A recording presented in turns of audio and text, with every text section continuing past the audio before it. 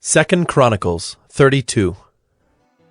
After these things and these acts of faithfulness, Sennacherib, king of Assyria, came and invaded Judah and encamped against the fortified cities, thinking to win them for himself. And when Hezekiah saw that Sennacherib had come and intended to fight against Jerusalem, he planned with his officers and his mighty men to stop the water of the springs that were outside the city, and they helped him. A great many people were gathered, and they stopped all the springs and the brook that flowed through the land, saying, "Why should the kings of Assyria come and find much water?" He set to work resolutely, and built up all the wall that was broken down, and raised towers upon it. And outside it he built another wall, and he strengthened the Millo in the city of David. He also made weapons and shields in abundance. And he set combat commanders over the people, and gathered them together to him in the square at the gate of the city, and spoke encouragingly to them, saying, "Be strong and courageous. Do not be afraid or dismayed before the king of Assyria and all the horde that is with him, for there are more with us than with him. With him is an arm of flesh, but with us is the Lord our God, to help us and to fight our battles." And the people took confidence from the words of Hezekiah king of Judah. After this, Sennacherib king of Assyria, who was besieging Lachish with all his forces, sent his servants to Jerusalem to Hezekiah king of Judah, and to all the people of Judah who were in Jerusalem, saying, "Thus says Sennacherib, king of Assyria, on what are you trusting that you endure the siege in Jerusalem? Is not Hezekiah misleading you, that he may give you over to die by famine and by thirst, when he tells you, 'The Lord our God will deliver us from the hand of the king of Assyria'?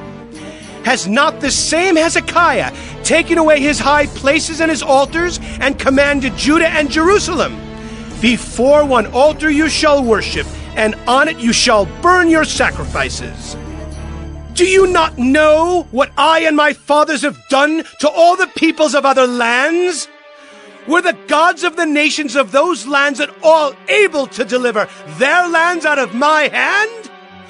Who among all the gods of those nations that my fathers devoted to destruction was able to deliver his people from my hand, that your God should be able to deliver you from my hand?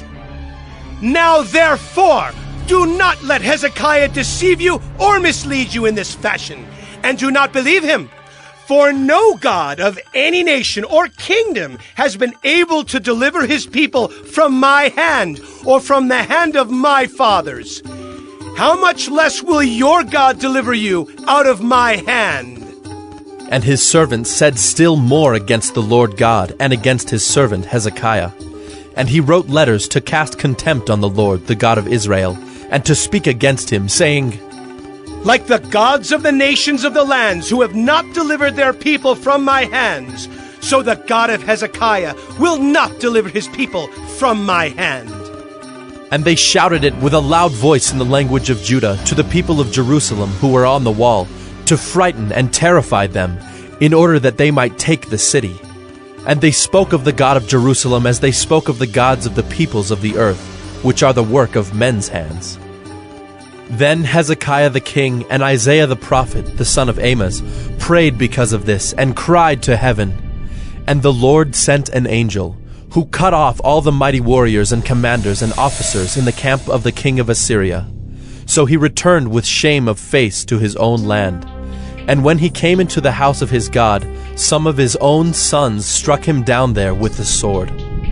So the Lord saved Hezekiah and the inhabitants of Jerusalem from the hand of Sennacherib king of Assyria, and from the hand of all his enemies, and he provided for them on every side. And many brought gifts to the Lord, to Jerusalem, and precious things to Hezekiah king of Judah, so that he was exalted in the sight of all nations from that time onward.